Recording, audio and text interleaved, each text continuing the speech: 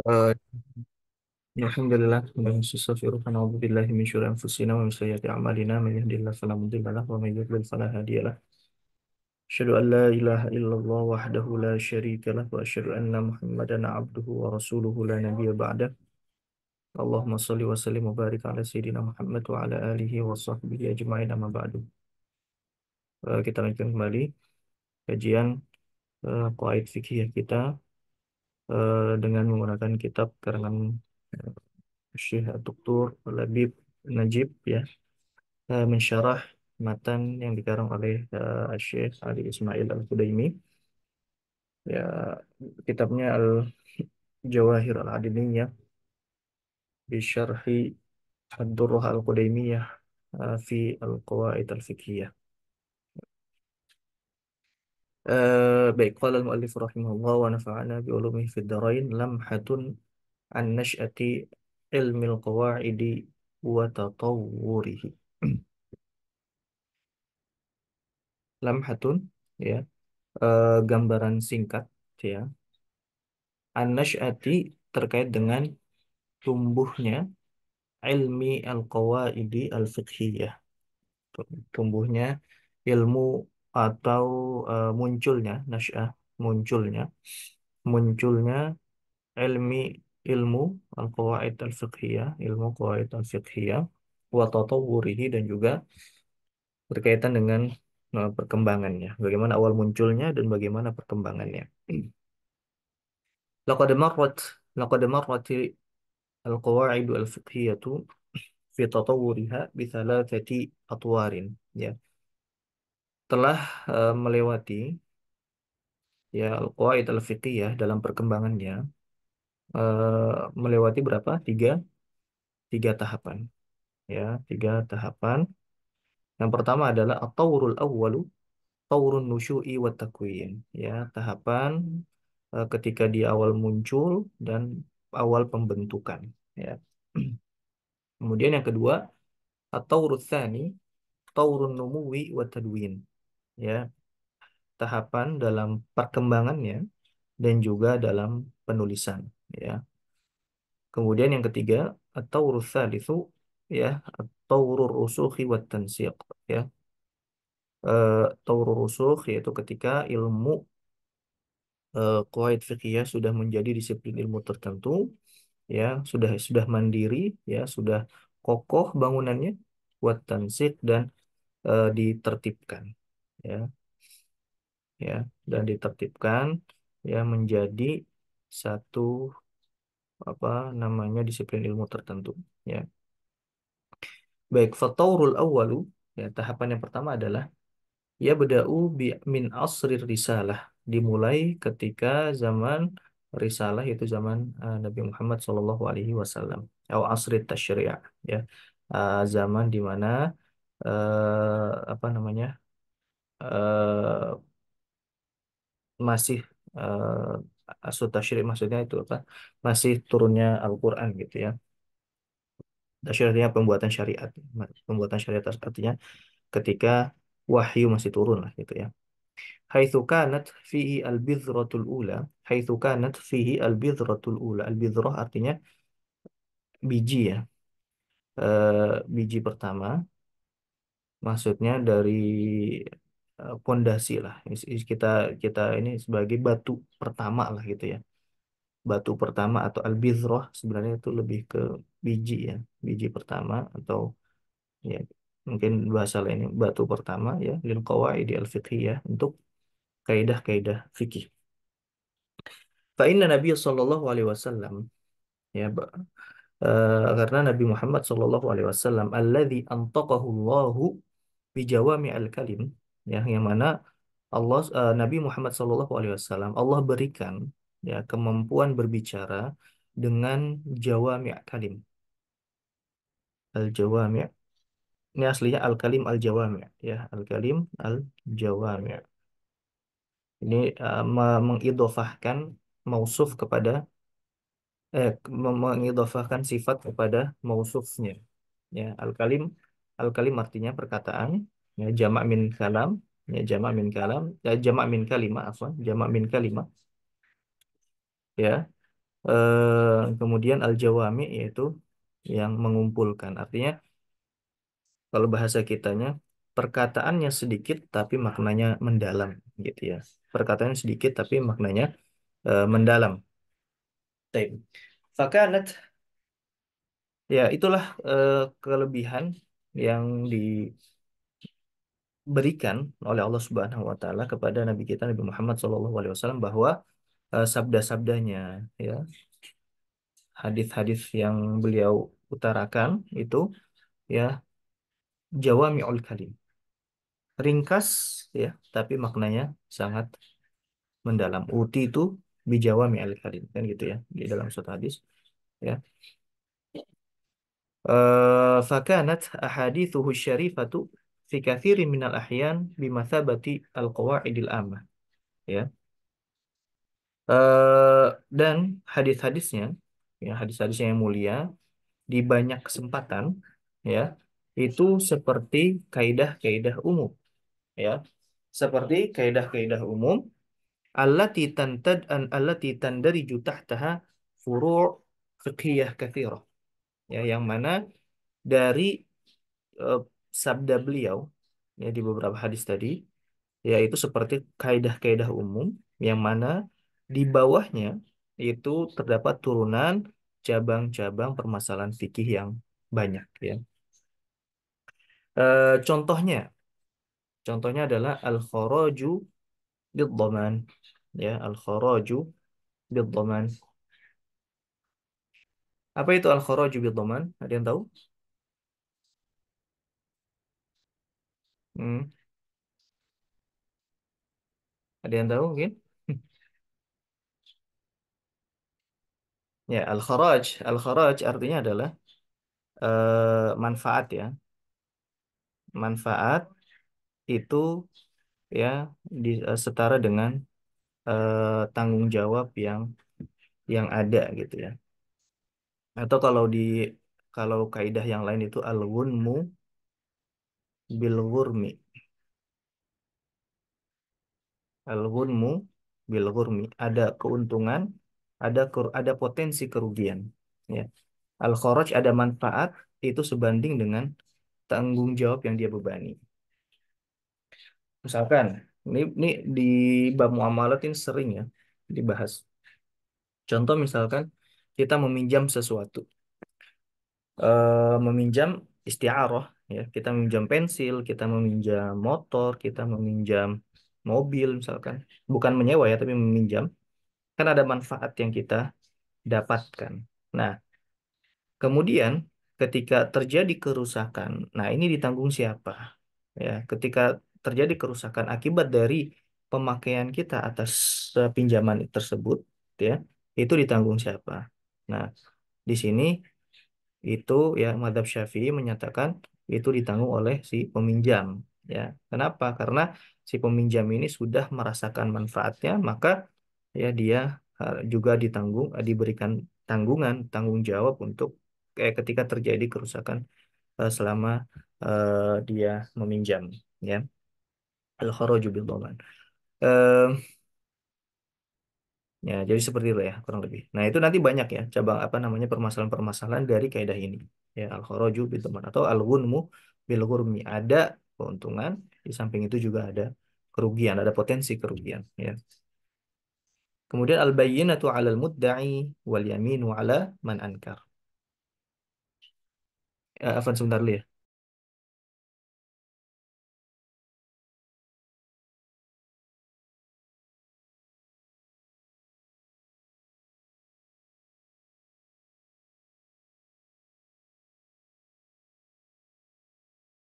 Ya,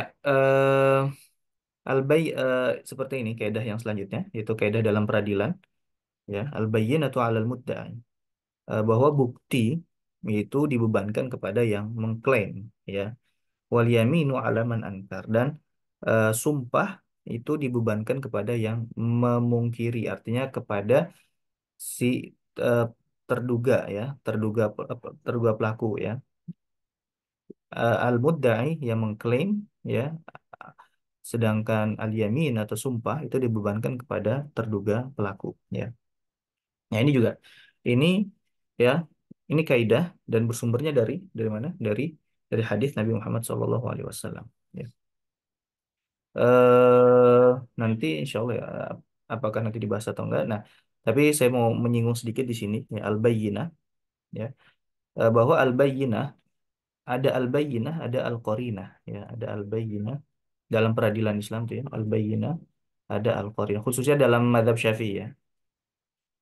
Ada al-bayyinah, al-bayyinah itu adalah bukti. Nah, tapi bukti bukan sembarang bukti ya. Kalau di disebut al-bayyinah di dalam kitab fikih yang dimaksud adalah saksi ya. Saksi. Saksi imma 4 saksi untuk eh, pelanggaran zina ya, laki-laki ya. Kemudian atau 2 saksi laki-laki ketika pelanggaran selain daripada zina ya. Atau dua atau apa namanya, 1 saksi laki-laki, 2 saksi perempuan ya, ya, atau 1 saksi laki-laki dengan yamin ya, atau sumpah. Itu biasanya seperti itu. Adapun bukti-bukti yang kita kenal sekarang seperti CCTV, seperti sidik jari dan yang lain sebagainya dalam peradilan dan perkembangan peradilan sekarang itu di dalam kitab fikih disebut dengan al-qarinah ya, al-qarinah ya. Baik, wa ghairu dzalika min jawami'i kalamihi, dan eh, hadis-hadis yang lain ya, yang termasuk dari jawami' kalamihinya ya. Artinya tadi ya, jawami' kalim, lafaz yang sedikit tapi mengandung makna yang sangat mendalam ya. Sallallahu alaihi wasallam. Shara indal fuqaha qawaidu thabitatun mustaqillah. Ya, jawami' kalimnya Nabi Muhammad sallallahu alaihi wasallam itu menjadi kaidah yang mandiri, ya, kaidah tetap yang mandiri gitu ya. Baik, kemudian eh wa idza ta'ammalta ba'd al-athar al-manqula an sahabah radhiyallahu anhum wajadta hadza aidan, dan jika kamu eh, menta'amuli ya, eh, benar-benar apa sih namanya, meneliti ya sebagian riwayat yang dinukil dari para sahabat, maksudnya riwayat kalamnya para sahabat, perkataannya para sahabat ya, radhiyallahu anhum, wajadta hadza aidan. Nah, kita akan menemukan ini juga ya, bagaimana Nabi ketika berkata ya, dan bersabda, dan sabdanya itu dijadikan sebagai kaidah umum ya, dan di bawahnya akan bercabang banyak cabang permasalahan fikih yang ada di bawahnya. Nah, begitu juga dengan asar atau riwayat yang dinisbatkan kepada para sahabat ya. Nah, itu juga akan kita menemukan seperti itu. Contoh misalkan fa litafri' ya, litafri' ini fa-nya. Tafri'. Fa qaulu Abdullah bin Abbas radhiyallahu anhuma ya, ini perkataan siapa? Abdullah bin Abbas. Kullu syai'in fil Qur'an au fahuwa mukhayyar. Ya. Setiap segala sesuatu di dalam Al-Qur'an ada kata aunya atau, nah itu berarti itu kita diberikan pilihan. Fakaffaratuhu it'amu asyarati masakin min awsati ma tut'imun ahlikum au kiswatuhum au tahriru raqabah.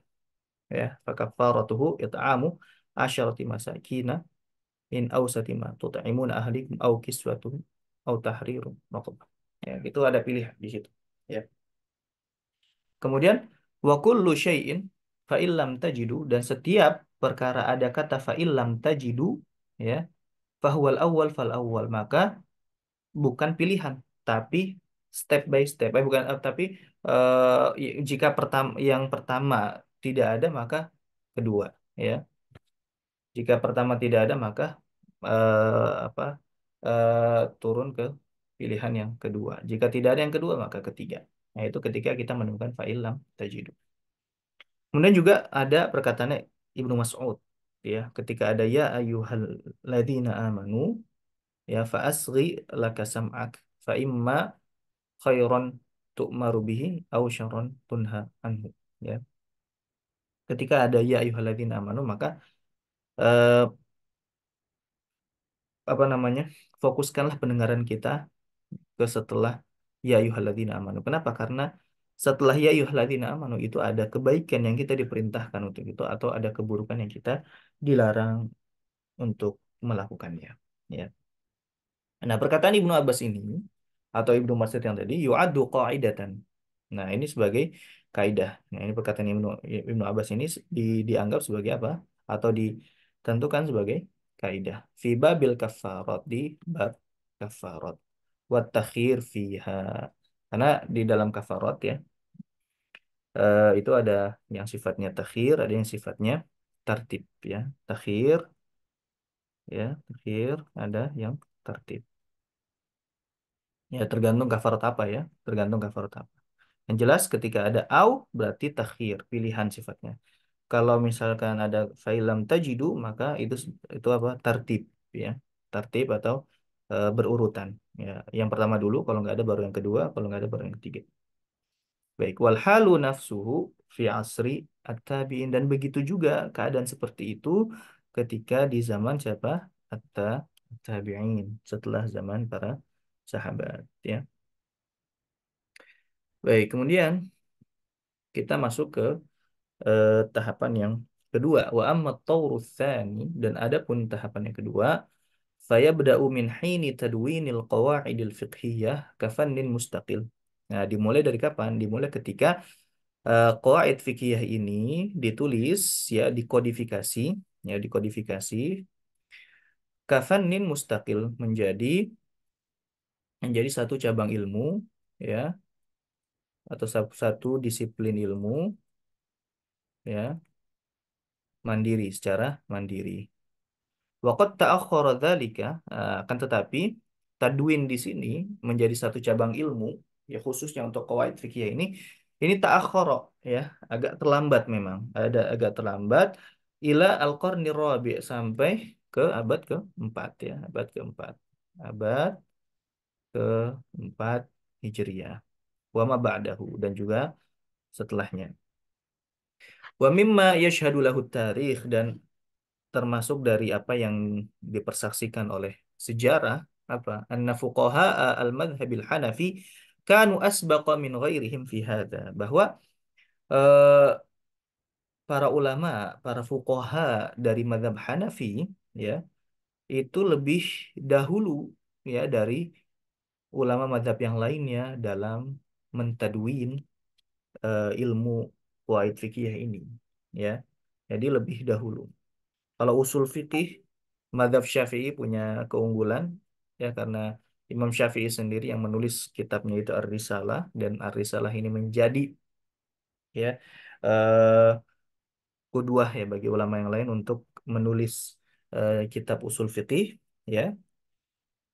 Tapi kalau dalam qawaid fikih, ya, nah, yang paling duluan itu siapa? Apa namanya, fuqaha atau para ulama, ya, dari kalangan mazhab Hanafi. Wala'alla aqdama khobarin. Nah, bisa jadi, ya, informasi yang paling lama yurwa, yang diriwayatkan fi jam'il qawaidil fiqhiyah, dalam mengumpulkan, ya, dalam mengumpulkan kaidah-kaidah fikih, siapa? Annal Imam Abu Thahir Ad-Dabbas, ya, bahwa Imam Abu Thahir Ad-Dabbas dari kalangan mazhab Hanafi, ya, min fuqaha il-qarni rabi', ya, dari fuqaha faqih, ya, ulama dari abad keempat, qad jama'a ahamma qawaidi madhabil Imam Abi Hanifah, telah mengumpulkan kaidah-kaidah yang paling penting dalam madhab Abu Hanifah, ya, Al-Imam Al-Akbar, Al-Imam Al-Akbar Abu Hanifah, ya. Kullu fuqaha, eh, apa namanya, eh, setiap ulama itu ailun ala Abi Hanifah, ya, punya, jadi Abu Hanifah itu punya jasa atas setiap fuqaha, ya, rahimahullah wa radhiyallahu anhu. wa radhiyallahu anhu. Qad jama'a ahamma qawaid madhhab al-Imam Abi Hanifah rahimahullah fi fi sab'a asyara qa'idatan kulliyah. Qa'idatan kulliyah. Kenapa sab'a asyara mabni ya? Kalau ada yang belajar bahasa Arab mabni ala fathil juz'ain.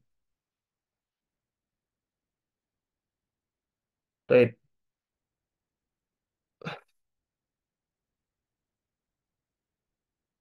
baik. Kemudian, jadi eh, berapa kaidah yang dikumpulkan dalam mazhab Abu Hanifah? Atau ada 17 kaidah. Kaidah yang universal, ya. Wa kana Abu Tahir hadza, ya. Abu Tahir rahimahullah taala, ya, salah satu ulama dalam mazhab Hanafi ini yang mengumpulkan, ya, yang mengumpulkan kaidah-kaidah yang ada dalam mazhab Hanafi itu apa? Dhariran. Ya, dhariran atau buta. Ya, beliau itu buta. Nah, beliau yukarriru kulla lailatin tilkal qawaid. Jadi terus mengulang-ulang murojaah 17 itu setiap malam, ya, di masjidihi, di masjidnya, ya, di masjidnya. Ba'da insirafin nas, setelah orang-orang itu sudah pada pergi, ya, habis sholat Isya, ya, beliau menunggu dulu sampai semua orang itu apa?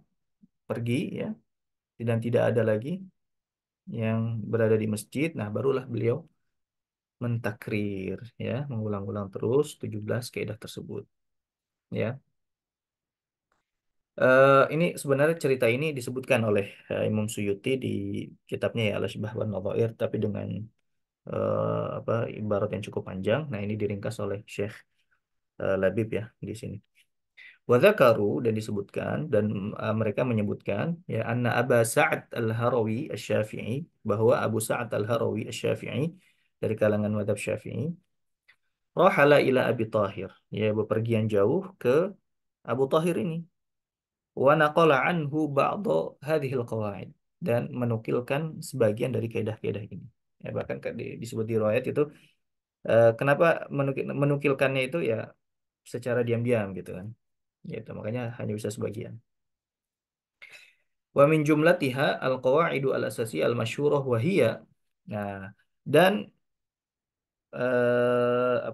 yang termasuk dari apa yang dinukilkan tadi oleh Abu Sa'ad Al-Harawi tadi, ya, dari Abu Thahir, ya, itu al-qawaid al-asasi al-masyhurah, kaidah-kaidah ya utama, yang pokok, yang terkenal. Apa saja?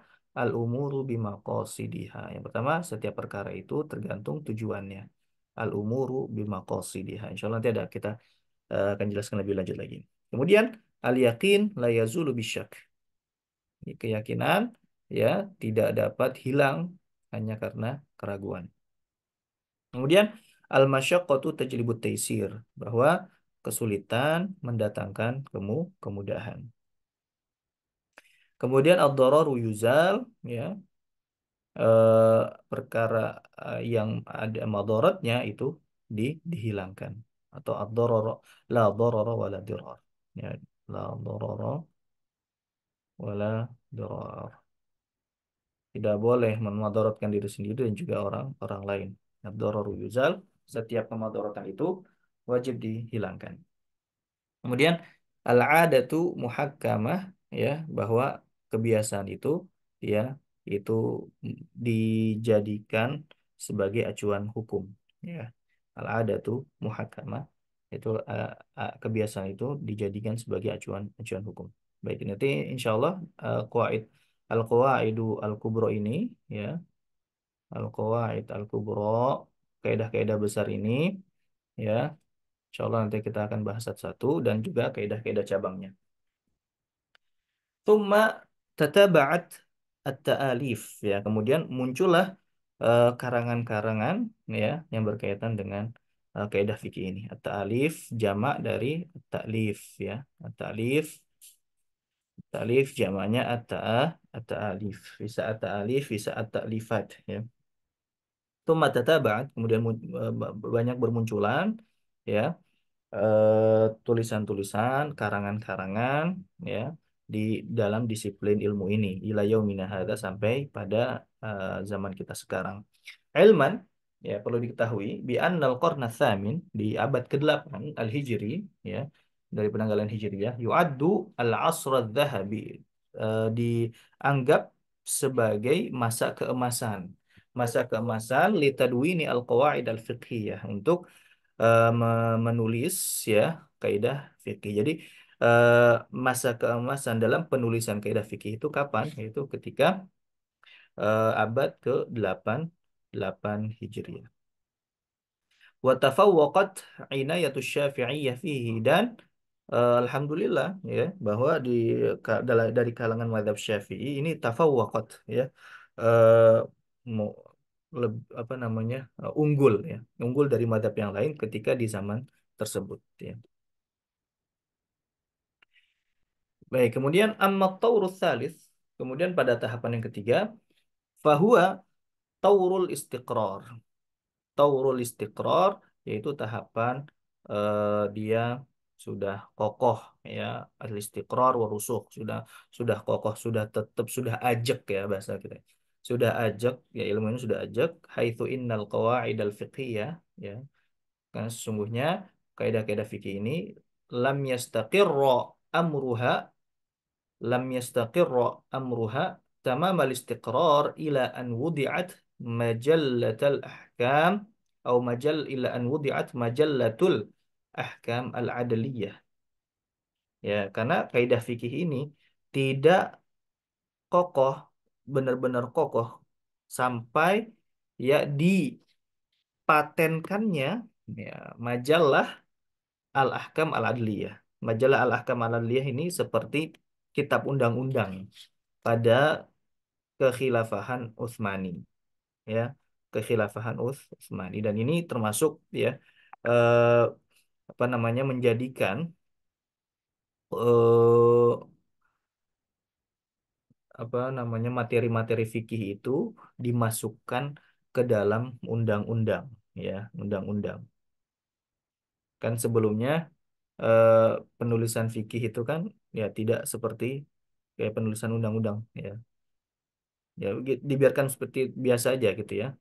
Makanya ada kalau kita lihat apa namanya, karang-karang para ulama ya tidak seperti ya tulisan-tulisan para ahli hukum di zaman sekarang gitu ya.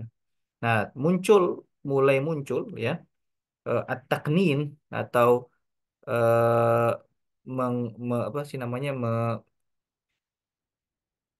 menulis ulang ya, menulis ulang ya materi fikih dan ditulis menjadi satu bentuk ya seperti undang-undang itu.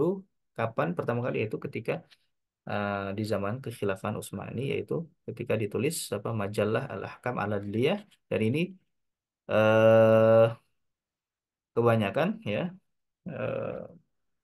dari mazhab Abu Hanifah ya, dari mazhab Abu Hanifah, karena memang khilafah Utsmani itu mazhab resminya ya, dan para kudotnya itu dari madhab Abu Hanifah ya.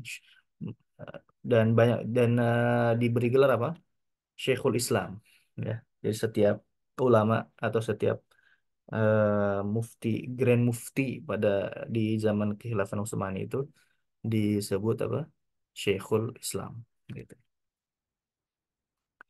Eh, nah ini disebutkan baru awal taknin madani wifqan li ahkam syariah al-islamiyah, ya termasuk awal ya penulisan atau menulis secara metode undang-undang ya yang berdasarkan hukum-hukum syariat Islam.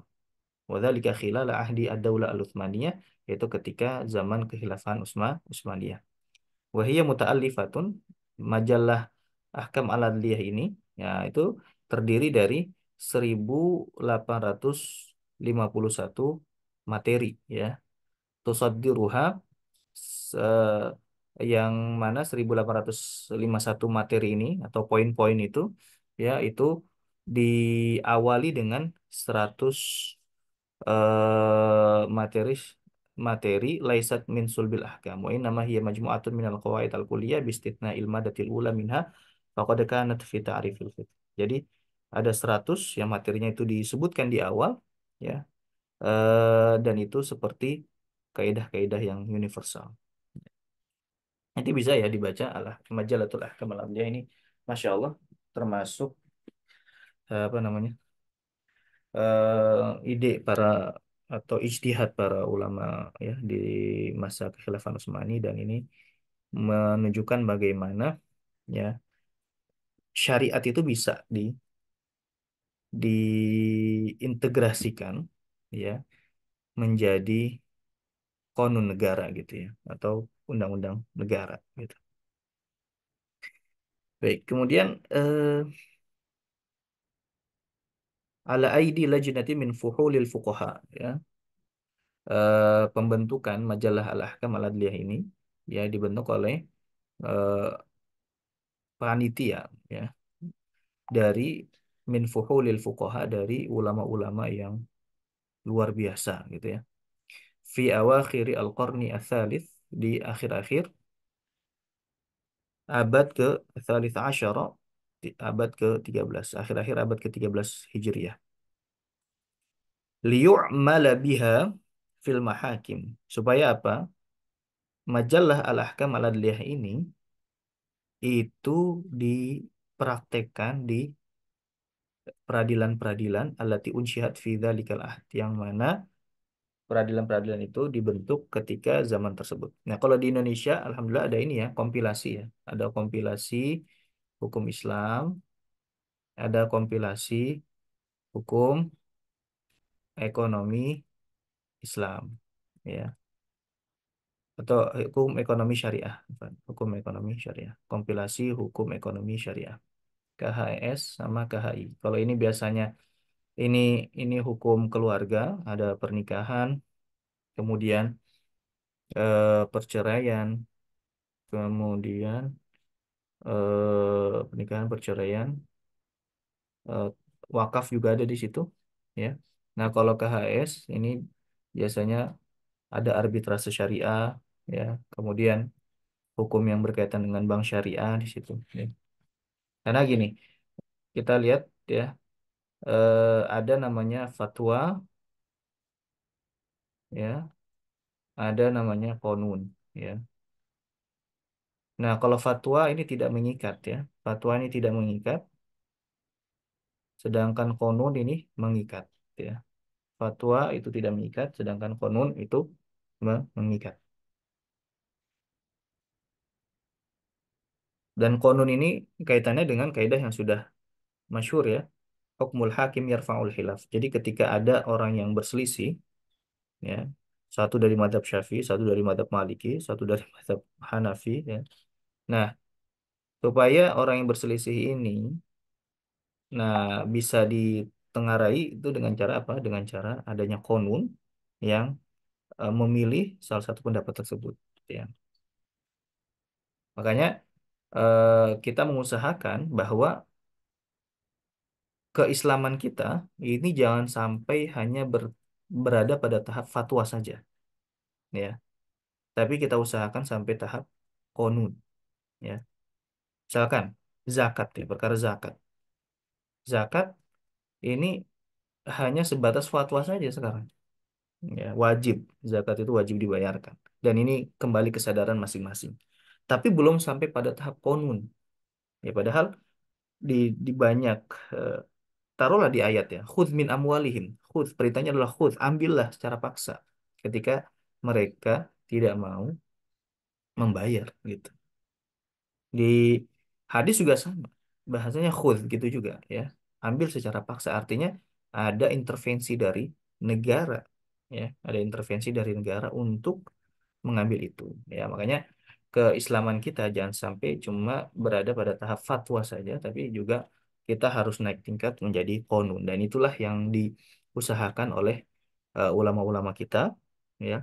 Makanya alhamdulillah sudah ada KHI, ya, walaupun tidak sempurna ya. Artinya di KHI itu tidak sepenuhnya pure hukum Islam, karena ada ada apa namanya tuh, kompromi ya dengan hukum adat, ya. Di KHI itu kalau kita lihat ada kompromi dengan hukum adat, ya. Tapi ala kulihal, ya itu merupakan perkembangan yang bagus gitu ya. Ketika hukum-hukum keluarga tadi bukan hanya pada tahap fatwa, tapi sudah bisa dijadikan qanun. Nah, gitu juga dengan hukum ekonomi syariah, ya, hukum ekonomi syariah yang tadinya cuma tahap fatwa saja yang dikeluarkan oleh DSN MUI. Nah, alhamdulillah sudah bisa dijadikan sebagai qanun, ya, undang-undang. Ya, jadi ketika misalkan ada orang yang berselisih, nah diselesaikan ya dengan di peradilan agama, ya. Baik, waqad ahsanal wadi'una lil majallah fintiqaiha, dan telah berlaku baik ya, atau ya, apa namanya, telah memilih secara baik ya. Ya, intiqa artinya memilih, ya, wa ikhtiyar, wa ikhtiyariha, dan juga memilih kaidah-kaidah yang ada dan ditaruh di dalam majalah tersebut.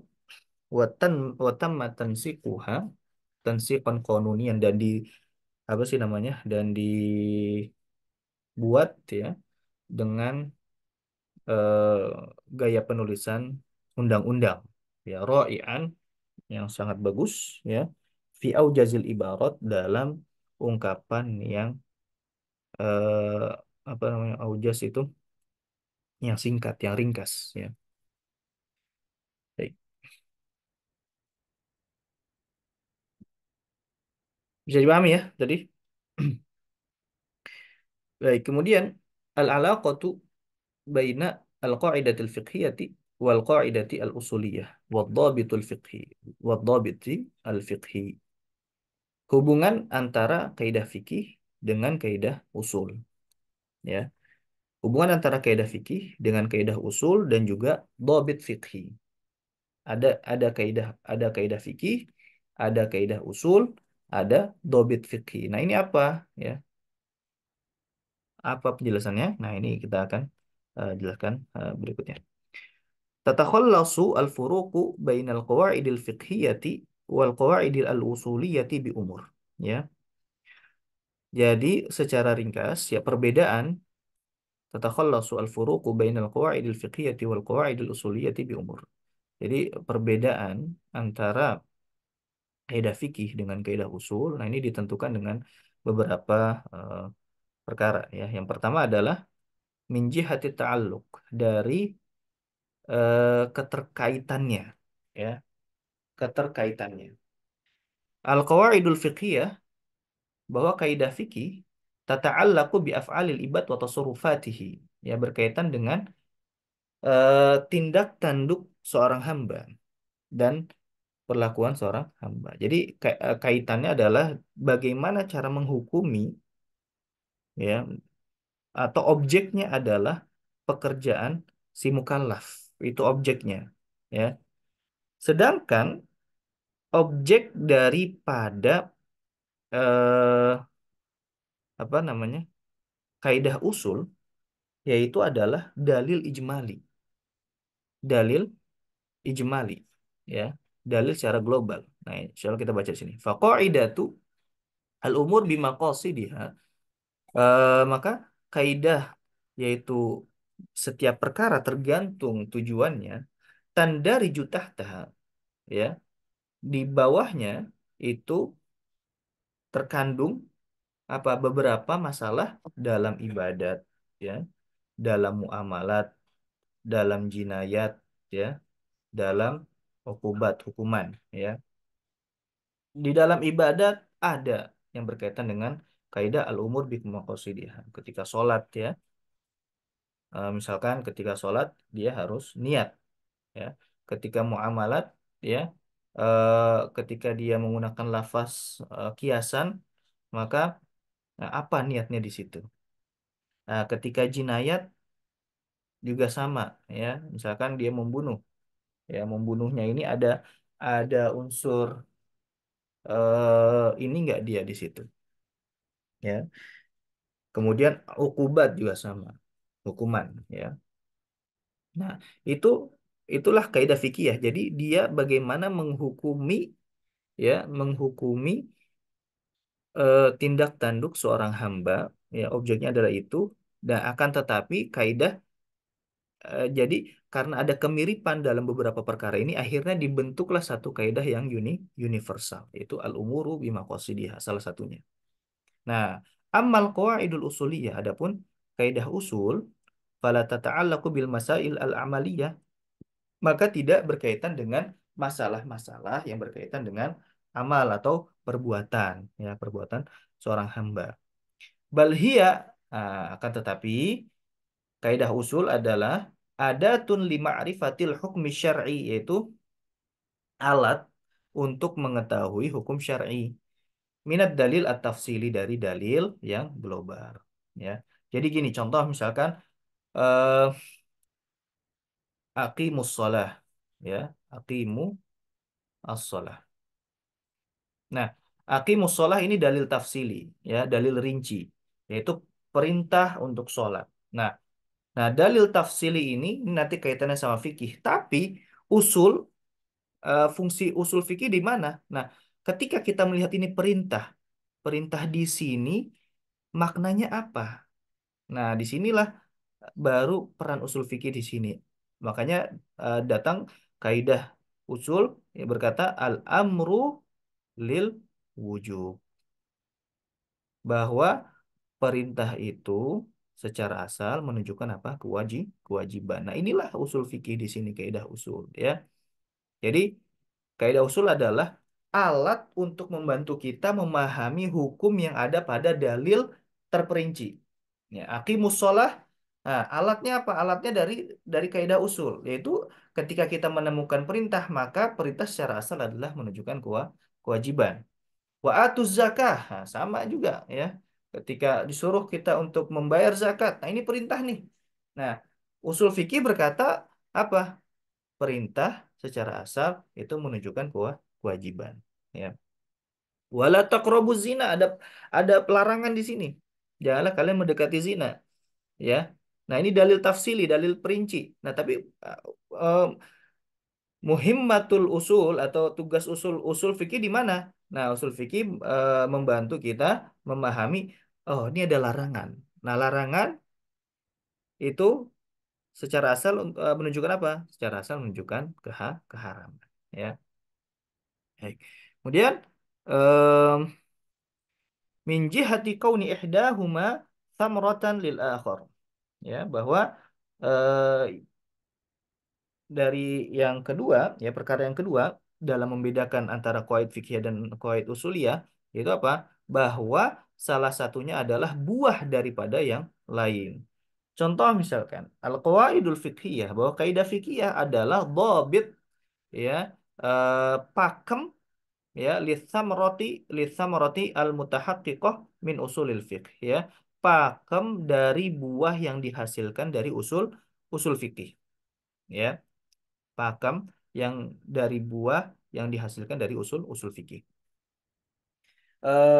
Tadi, ya, jadi usul fikih mengatakan bahwa setiap perintah itu menunjukkan kewajiban, artinya ketika kita melihat dalil terperinci, misalkan berkaitan dengan niat, ya, innamal a'malu binniyat.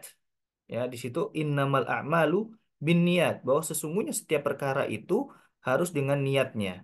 Innamal a'malu binniyat. Nah, di situ ada kata innama. Nah, ada kata in innama. Nah, ketika ada kata innama, ini namanya adatul hasri, ya, adatul hasri, alat untuk pembatas, ya. Terusnya ada mafhum mukhalafah, ada pemahaman kebalikan. Dan di situ usul fikih tuh, ya, pemahaman kebalikan. Berarti setiap ada adatul hasri, maka pemahaman kebalikannya bertentangan dengan apa yang ada di teksnya. Ya, berarti ketika ketika disebut dalam hadis innamal a'malu binniyat, kita memahami bahwa setiap perkara yang tidak ada niatnya maka batallah dia. Nah, kita dibantu oleh usul fikih. Maka kaidah fikih itu menjadi apa? Dhabit, ya, pakem. Nah, akhirnya dari pemahaman seperti itu berarti al-umuru bimaqasidah. Muncullah pakemnya, yaitu apa?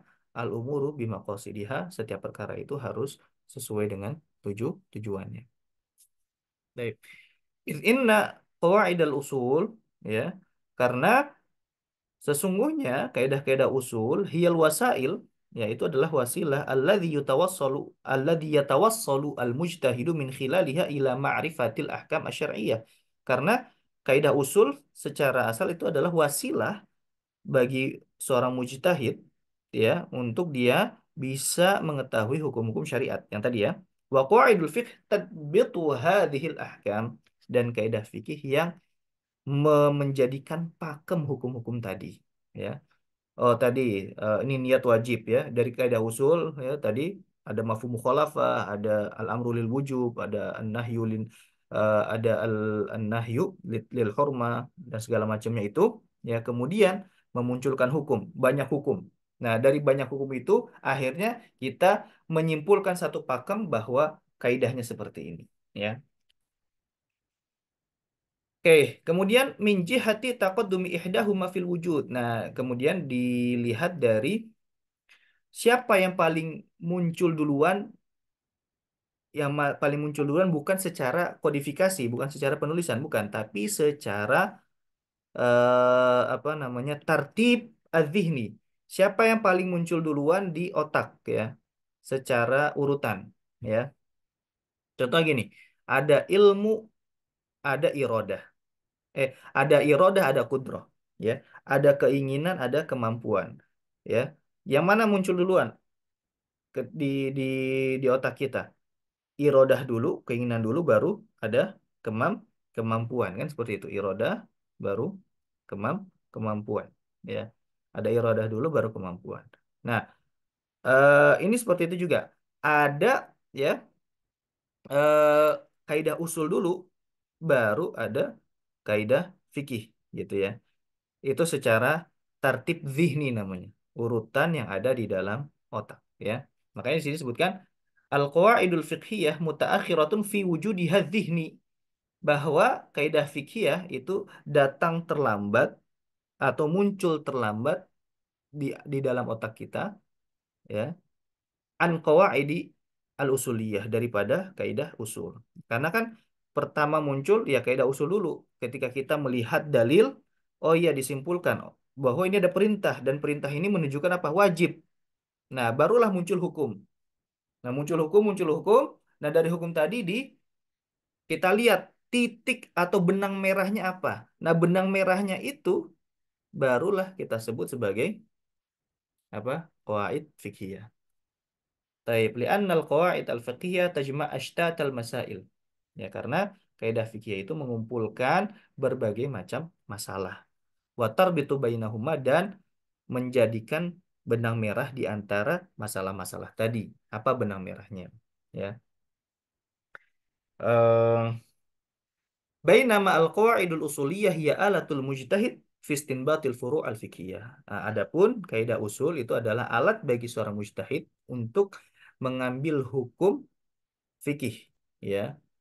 Wala'alla hadha huwa ma yufassiru ta'akhura at-ta'lif fil qawaidil fiqhiyah ila al-qarni rabi al-hijri. Oleh sebab itu, inilah mungkin ini sebab kenapa kaidah fikih itu datang terlambat juga, bukan hanya di dalam otak tapi juga datang terlambat dalam pengkodifikasian, ya. Karena kenapa? Orang-orang sudah pertama kan usul dulu, pertama bahkan fikih sebenarnya. Fikih karena eh, walaupun secara di zihni usul dulu baru fikih, tapi secara eh, apa namanya, mendisiplinkan ilmu, ya, penulisan ilmu, lebih duluan fikih daripada usul. Nah, usul kan datang terakhir, walaupun secara otak, ya, di otak kita secara penalaran sebenarnya lebih dahuluan usul daripada fikih, ya. Eh, nah, adapun kalau qawaid fikih, ya, ini penulisannya agak lebih terlambat, ya, itu ketika di abad keempat Hijriah. Min jihatil istimdad. Nah, diambil dari mana nih? Diambil dari ilmu apa kaidah fikih ini? Nah, diambil dari mustamiddatun minal adillati syar'iyyah, dari dalil-dalil syar'i. Au minal furu' al-fiqhiyah al-mutasyabihah, atau dari cabang-cabang fikih, permasalahan-permasalahan fikih yang menyerupai, ya, yang menyerupai. Oh, ini sama nih. Masalah ini sama, akhirnya disimpulkan menjadi satu kaidah, ya. Ada permasalahan niat di ibadah, ada permasalahan niat di muamalat, ada permasalahan niat di jinayat, ada permasalahan niat di hukuman. Nah, itu semuanya dilihat benang merahnya ya dijadikanlah satu kaidah. Ada permasalahan tidak boleh memadorotkan di sini. Tidak ada permasalahan tidak boleh memadorotkan sini. Semuanya dikumpulkan. Oh, tidak boleh melakukan madorot. Ya, maka dijadikanlah satu apa kaidah kaidah fikih. Ada rukhsah di masalah ini, ada rukhsah di masalah ini, ada rukhsah di masalah ini. Kenapa adanya rukhsah? Karena ada kesulitan. Maka diambillah benang merah, jadilah al-masyaqqatu tajlibu at-taysir. Ya. Taib. Ammal qawaidul usuliyah famustamidatun min thalathati asya'a. Nah, adapun kaidah usul itu diambil dari tiga perkara, ya. Apa saja itu ilmu kalam. Jadi dari ilmu kalam, ya. Eh Ini kenapa ilmu kalam ya? Dan ilmu kalam ini kan ada tiga sebenarnya sih. Ada dua apa ya kita sebut ya kelompok ya atau tiga sebenarnya tiga kelompok ya dalam penulisan ilmu usul fikih ya. Yang pertama kelompok yang tidak mencampur ilmu kalam di dalamnya yaitu kalangan Hanafiyah ya karena fokusnya Hanafiyah itu adalah perkataan para ulamanya kemudian dijadikan kaidah ya. Jadi perkataan para ulamanya ya kemudian dijadikan kaidah. Makanya itu manhajul fuqaha, yang manhajnya fuqaha dalam penulisan usul fikih. Kemudian manhaj mutakallimin ya. Ilmu kalam ya, ilmu akidah di situ dimasukkan. Nah, di situ biasanya dari kalangan kalangan eh, Maliki, kemudian Syafi'i dan juga Hambali.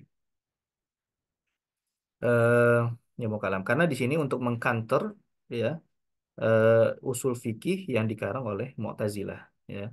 Karena memang kan eh, buku-buku usul fikih yang lumayan top tier itu pada masa awal-awal itu dari kalangan Mu'tazilah ya Al-Umad ya Al-Umdah ya itu kan semuanya dari kalangan Mu'tazilah. Kemudian kalau dari kalangan Ahlus Sunnahnya yaitu Al-Mustasfa karangan Syekh Al-Ghazali.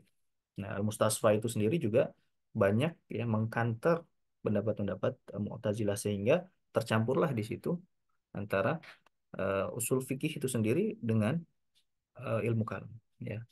Sedangkan kalau Imam Syafi'i tidak mencampurkan itu dengan ilmu kalam ya, tidak mencampurkan itu. Tapi ketika perkembangan ya karena muncul Mu'tazilah di situ, maka Ahlus Sunnah untuk mengkanter itu juga harus paham ilmu kalam di situ ya. Makanya kalau mau belajar ilmu usul fikih lebih dalam lagi harus paham juga ilmu ilmu kalam ya. Wal Arabiyah dan ilmu bahasa Arab ya karena berkaitan dengan dalalatul alfaz ya. Lafaz ini menunjukkan apa nah itu perlu mempelajari bahasa Arab wa tasawwurul ahkam dan juga memahami bagaimana hukum-hukum tersebut ya bagaimana wajib ya wajib itu dibagi menjadi apa saja kemudian haram ya sunnah ya, makruh mubah nah itu ya bukan cuma hukumnya saja tapi juga bagaimana cara menjadikan bisa bisa menjadi hukum seperti itu ya. Jadi al-amru lil wujub ya. Min jihatil mustafid. Nah, sekarang dari siapa yang mengambil manfaat dari ilmu ini ya. Al-qawaidul fiqhiyah yastafidu minha al-mujtahidu wa ghairuhu ya. Bahwa kaidah fikih ini dimanfaatkan oleh mujtahid yang sudah mujtahid atau yang belum mujtahid yaitu al-muqallid ya. Jadi ada al-muqallid ada mujtahid. Itu kayak kaidah fikih. Listimaliha ala hukmin kulliyin karena kaidah fikih tadi mengandung hukum global ya untuk beberapa masalah. Supaya apa ya suhul ruju'u ilaihi. Jadi kita tidak perlu menghafal banyak masalah, kita tinggal menghafal satu kaidah tadi. Nah, kita ketika datang satu masalah, oh ingat ada kaidah ini, maka hukumnya seperti ini. Nah, gitu. Jadi yastafidu minha al-mujtahidu wa ghairul mujtahid. Nah, adapun kaidah usul fayastafidu minha al-mujtahidu khosoh. Yang bisa mengambil faidah dari usul fikih siapa? Kaidah usul yaitu ya para mujtahid saja. Ya karena kenapa? Karena kaidah usul fikih ini adalah alat untuk beristinbat. Adapun muqallid ya, dia belum belum saatnya untuk beristinbat. Nah, dia hanya mengikuti perkataan imamnya ya. Taib min jihati al-istifada al-mubashirah al-qawaidul fiqhiyah tustakhraju minha ahkamul furu' wal masail al-fiqhiyah mubasharatan duna tawassuti dalil. Ya, bahwa ketika kita beristifadah secara langsung dari kaidah fikih ini, nah kaidah fikih dikeluarkan darinya hukum-hukum ya, hukum-hukum fikih secara langsung tanpa perlu bantuan dalil ya, tanpa perlu bantuan dalil karena gini, eh kita kan kaidah fikih kan gini, ini hukum ya, ini hukum, hukum, hukum, hukum, hukum, habis itu dijadikan kaidah. Nah, adanya hukum ini kan sebenarnya sudah diambil dari dalil gitu. Jadi kita tidak perlu pendalilan lagi untuk mendalilkan si kaidah fikih tadi ya. Walaupun itu juga penting ya. Ini muncul dari mana? Nah, itu kan penting juga. Tapi eh, tanpa perlu dalil pun ya kita sudah bisa apa sih namanya menghukumi satu perkara dari kaidah tadi ya. Masalan, ini kan faqaidatul yakin la yazul bisyak masalan. Jadi kaidah yakin tidak bisa hilang karena keraguan ya. Ini contoh ya. Na'khudhu minha anna man syakka fi intiqadi wudu'ihi fa taharatuhu baqiyah. Nah, contoh misalkan eh, yang ragu apakah wudunya batal, maka berdasarkan kaidah ini dia masih dalam keadaan bersuci, belum batal wudunya. Karena kan gini, dia yakin dia tadi sudah bersuci, tapi dia ragu apakah wudhunya sudah batal atau belum. Jadi ragunya itu yang apa? Apakah batal wudhunya atau belum. Tapi ada perkara yang yakin yaitu apa? Dia sudah wudhu. Nah, keyakinan dia tidak bisa dibatalkan oleh keraguan yang datang belakangan tadi, ya. Atau kebalikannya, misalkan dia yakin belum wudhu, tapi dia ragu apakah dia sudah wudhu atau belum. Nah, maka al aslu ya, yang yakinnya adalah dia belum wudhu. Nah, itulah yang diambil dan tidak bisa diubah keyakinan tadi dengan keraguan. Ya. Nah, ini kalau di dalam fikih, eh, syak di dalam fikih itu berbeda dengan syak di dalam usul ya, pembahasan usul fikih. Kalau syak di dalam fikih, sebagaimana sudah saya sering utarakan ya di pembahasan kita di Fathul Mu'in ya, bahwa syak itu di dalam fikih adalah mutlaqul dzan. Mutlaku adzan. Artinya gini, misalkan saya yakin em, sudah wudhu ya, tapi ada syak. Nah, syaknya ini ada keraguan, tapi keraguannya ini mendekati yakin juga. Keraguannya mendekati yakin bahwa saya tadi berhadas. Nah, ini tidak bisa membatalkan yakin yang sebelumnya. Nah, jadi syak di sini sama seperti dzan di dalam usul fikih. Karena kalau di dalam usul fikih, syak itu artinya 50% 50%. Ya. Prasangka yang 50% 50%. Kalau yang mendekati yakin itu kan namanya dzan ya. Yang namanya dzan. Nah, di dalam fikih ya, di dalam fikih itu berbeda ya definisi syak dengan yang ada di dalam usul usul fikih. Ammal qa'idatul usuliyah adapun kaidah usul fala tustakhruju minha ahkamul furu'iyyah al-fiqhiyah illa biwasitati dalil. Adapun kaidah usul itu tidak bisa dikeluarkan darinya hukum-hukum fikih kecuali adanya dalil khusus, adanya dalil terperinci misalkan kaidah al-amru lil wujub ya. Perintah itu perintah itu menunjukkan kewajiban. Nah, apakah kita bisa memahami dari kaidah ini wajibnya hukum sholat? Enggak, ya kan? Kaidah ini dia tidak bisa berdiri sendiri. Dia harus ada dalil terperinci yaitu apa? Wa aqimus sholah dan dirikanlah sholat. Ya, jadi kaidahnya ini tidak bisa kita pahami secara langsung hukum fikih yang timbul setelahnya. Harus ada dalil, harus ada dalil khusus yang supaya kita bisa mengeluarkan hukum fikih di situ. Ya, makanya kalau kaidah usul tidak bisa berdiri sendiri, ya harus ada dalil khususnya. La yu'khadh minha wujubus shalah. Nah, tidak bisa dipahami dari al-amru lil wujub apa kewajiban sholat. Ya, dia harus ada dalil tafsili, ya atau dalil terperinci seperti apa waqimus shalah. Wallahu a'lam. Baik. Ammal alaqatu bainal qaidatil fiqhiyah wa dhabitil fiqhi. Adapun hubungan antara kaidah fikih dengan dhabit fikih. Ada dua istilah ya, ada kaidah fikih, ada dhabit fikih ya atau pakem fikih ya. Nah, ada yang membedakan, ada yang tidak membedakan. Antara dhabit fikih sama kaidah fikih sama aja. Itu ada pendapat seperti itu. Ada yang pendapat yang membedakan. Ada yang membedakan bahwa kaidah fikih itu adalah kaidah yang berkaitan dengan beberapa atau berbagai macam bab dalam fikih. Sedangkan dobit yaitu kaidah yang berkaitan dengan satu bab fikih saja. Ya, eh misalkan contohnya